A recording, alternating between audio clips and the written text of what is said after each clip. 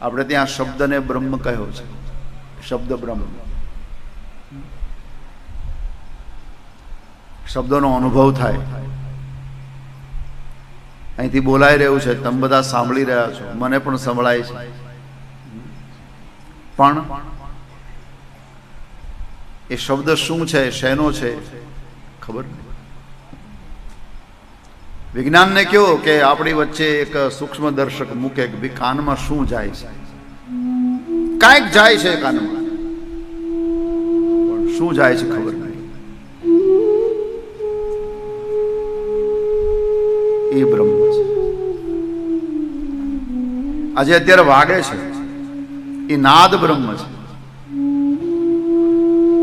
નાદ એક રેલો આપણા કાનમાં ગયો,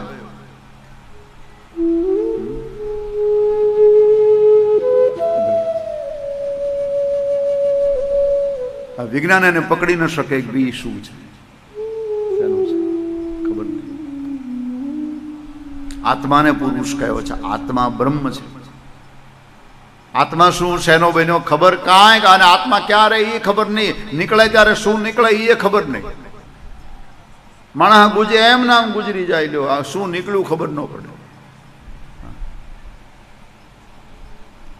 અમેરિકામાં પ્રયોગો થયા કે એક માણસ બિલકુલ મૃત્યુની બિલકુલ તૈયારી,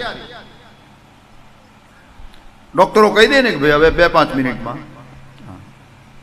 એ વખતમાં એને કાચની પેટીમાં પૂરવામાં આવ્યો. આ પ્રયોગ થયો અમેરિકામાં, અને શૂન્ય અવકાશ કરવામાં આવ્યો. અને પછી સૂક્ષ્મ દર્શકો લઈને વૈજ્ઞાનિકો ઉભા રહ્યા કે શું નીકળે છે આ માણસ મૃત્યુ પામે ત્યારે, શું નીકળે છે. માણસ મૃત્યુ પામ્યો, ખબર ન પડી શું નીકળ્યું.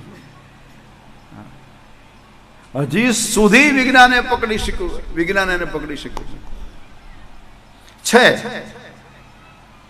એની આપણે ના ન કહી શકીએ, એનો ઇનકાર ન કરી શકાય, પણ જોવાતો નથી. ઈ હોય તો આપણી આંખ જોઈ શકે, ઈ હોય તો આપણી આંખ જોઈ શકે, પણ આપણી આંખોથી ઈ દેખાતો નથી. થોડો આ સમજવા, એને પુરુષ કહે છે. ભાગવતમાં આચાર્ય નમસ્યે પુરુષમ ત્વા, અને મેં આદિ પુરુષ છો, પાછા ઐશ્વર્યમય છો એટલે ઈશ્વર છો, અને પાછા પ્રકૃતિથી પર છો. અલક્ષમ સર્વ, તમામ ભૂતમાં તમારો નિવાસ છે. ભૂત એટલે આ પંચભૂત, પેલા વળગે ભૂત નહીં.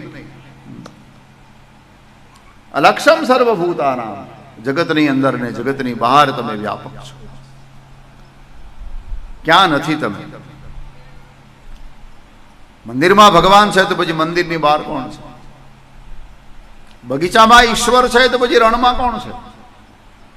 પૂજારીમાં પ્રભુ છે તો પછી દર્શન કરવા આવે એમાં કોણ છે? મારામાં ઈશ્વર છે તો પછી તમારામાં કોણ છે?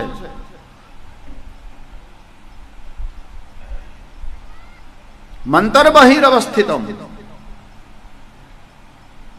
જગતની અંદર ને જગતની બહાર એ વ્યાપક છે.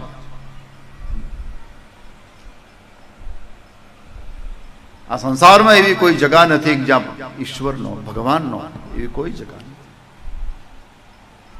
કોઈ તમને આવીને એમ પ્રશ્ન કરે, મને બતાવો ભગવાન ક્યાં છે, તો તમે એને જવાબ નહીં આપતા.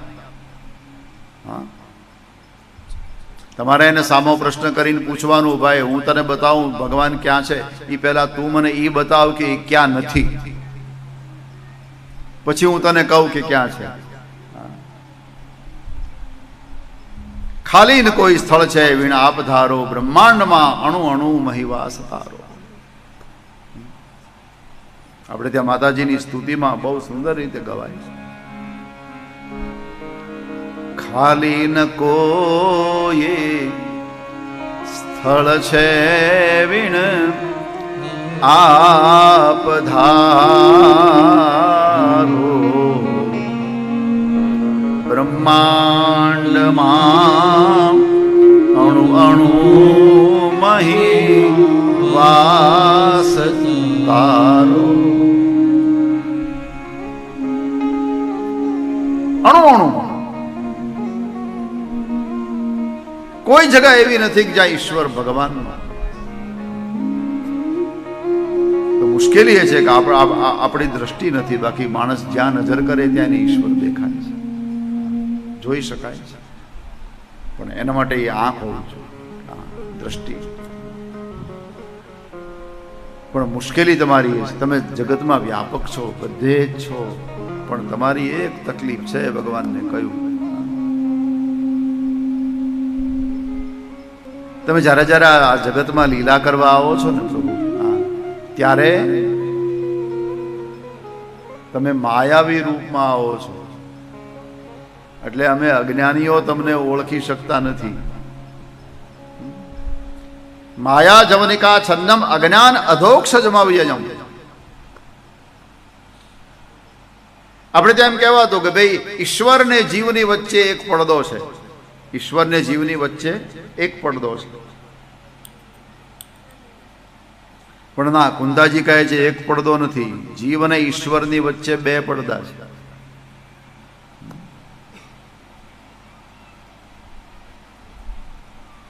ઈશ્વરની આગળ જે પડદો છે એ માયા છે, અને જીવની આગળ જે પડદો છે,